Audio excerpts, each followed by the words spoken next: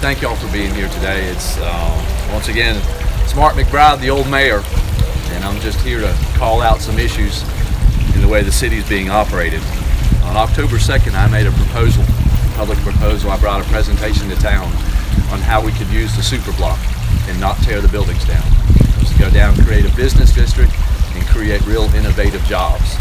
And that morning, after I'd already paid for an event, the city stepped up and demanded I had $1 million policy, a liability policy, and it wasn't required before that morning. Subsequent that, I've FOI'd the city and asked for proof and an understanding of what events in the Mary Canty building has had to have insurance. So the city, unbeknownst to me, I knew they could charge under state law, they may charge. So their may has become will charge, and they've answered it with 1,000 pages of documents. It took 6 hours of staff time, and they're charging me $231 to answer my request. But what really this gets to the bottom line is, in addition to having proof that there's event after event after event throughout the city, that there's no requirement for insurance, I asked for the policy that the city manager is operating under that allows him or his assistant managers to waive the fee. My fee for that 1 hour would have been over $300, so it would have been a $300 or $400 fee. No one's paying that to go to the rec center to have a meeting.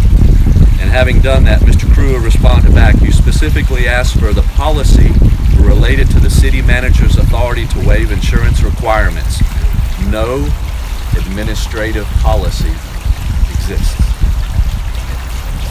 So since that, I've learned that the other night, last weekend, there was a debate put on by the South Strand Republicans, and not only did the city manager waive the insurance requirement, he waived the fee. Last night, the NAACP and the Myrtle Beach Area Chamber of Commerce had an event, and the city manager once again waived the fee for the city facility, and also the insurance requirement. And so what I'm going to do is I'm going to go upstairs, and I'm going to pay the $231, get the information back, and just present it to the public that this is what the city manager is doing. He's playing politics, he's playing games, and it has to stop. Other than the one, just the email? I don't think we have a receipt book upstairs. April has one downstairs. Just other than just the emails that, I mean, you don't have like a bill for me or anything? There's a copy of the email in the box.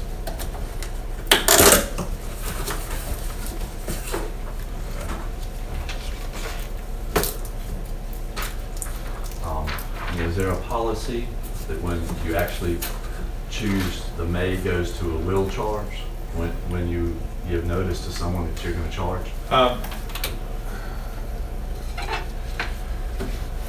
We look at how much time is expended, how much public effort goes into fulfilling the request, the size of the request, the amount of paper that's produced. But when does that level go from may to will? And this took 6 hours. 6 hours is a will. Okay, but you give info, from the 4th when I sent it to when you responded back that I owe $231, I wasn't told that it could be a substantial amount of money.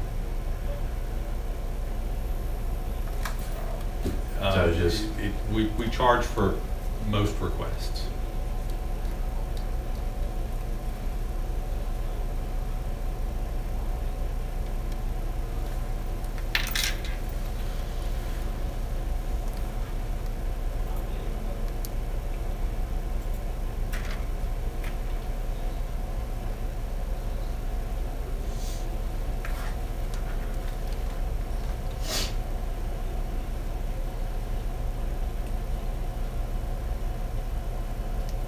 Obviously, if it's 5 pages in 5 minutes or 10 pages in 10 minutes, no, it's not cost effective or practical to do that. But 6 hours and 1,200 pages makes a difference. So it's 1,200, not 1,000. It's actually about 1,200, but I rounded down to 1,000 because I didn't want to spend the extra time to actually count the pages.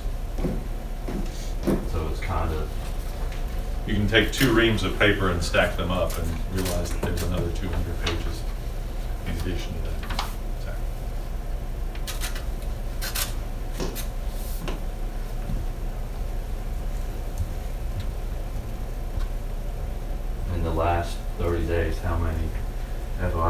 you think you charge for?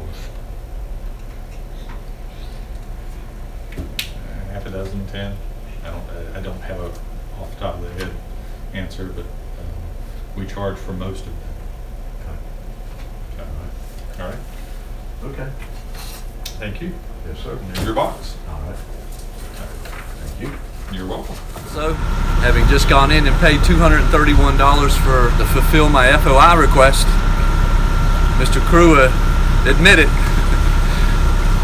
they have no policy on what triggers actual charging of someone.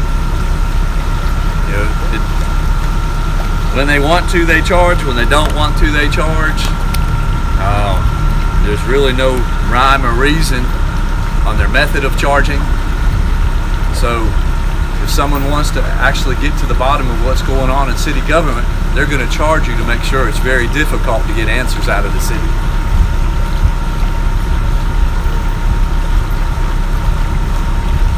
And if we went through this, we're going to be able to find, here's a luncheon for Miss Wilson, a wedding reception, a baby shower, a pizza party for the Packers youth baseball team, family reunion,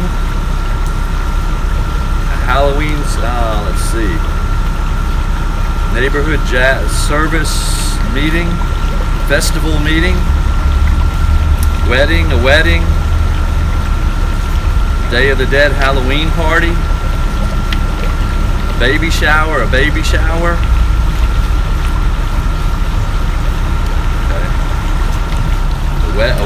wedding, a baby shower. So I guess we need to go from there and then look in and see. Oh, facility rental checklist. Insurance as of 5/9/17. Standard operating procedure manual. If the rental is for personal use with no fees associated with the function, no admission or sales during the event, insurance is not required. The 2017 Recreational Standard Operating Procedure Manual, to prove the city manager is playing politics, the mayor is playing politics, and the city is playing politics with these events. Has to stop. One question. Are those, from your experience as mayor, are those files that you've got there stored electronically? Yes, sir. Could they have not easily just sent you those files electronically via Dropbox or some other method and not had to print them out? Then they couldn't charge me. This is the way to beat up on someone asking for answers from the city.